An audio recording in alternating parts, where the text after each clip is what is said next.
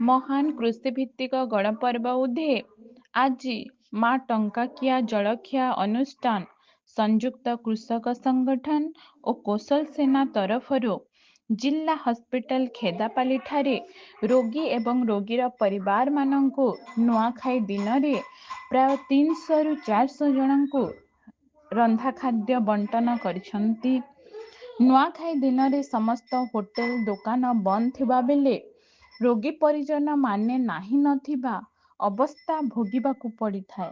ସେଥିପାଇଁ ନୂଆଖାଇ ପର୍ବର ମହାନୀୟତା ବିଶ୍ୱ ବ୍ରହ୍ମାଣ୍ଡରେ କୌଣସି ପ୍ରାଣୀ ଭୋକ ଉପାସରେ ନ ରହୁ ବୋଲି ଇଷ୍ଟଦେବୀ ମାନଙ୍କୁ ପ୍ରାର୍ଥନା କରାଯାଏ। କିନ୍ତୁ ଆଜି ଭଳି ପବିତ୍ର ଦିନରେ କେମିତି ହସ୍ପିଟାଲର ରୋଗୀ ପରିବାର ଭୋକ ଉପାସରେ ରହିବେ ବୋଲି 2 ବର୍ଷ ହେବ ହସ୍ପିଟାଲରେ ନୂଆଖାଇ ଦିନ ରନ୍ଧା ଖାଦ୍ୟ ବଣ୍ଟନ କରାଯାଉଛି। ଚିନ୍ତାରେ ଥିବା ହସ୍ପିଟାଲ ଅନ୍ତବାସୀମାନେ ନୂଆଖାଇ ପ୍ରସାଦ ଓ ରନ୍ଧା ଖାଦ୍ୟ ପାଇଁ ଆନନ୍ଦିତ ହୋଇ ଆଶୀର୍ବାଦ କରିଥିଲେ।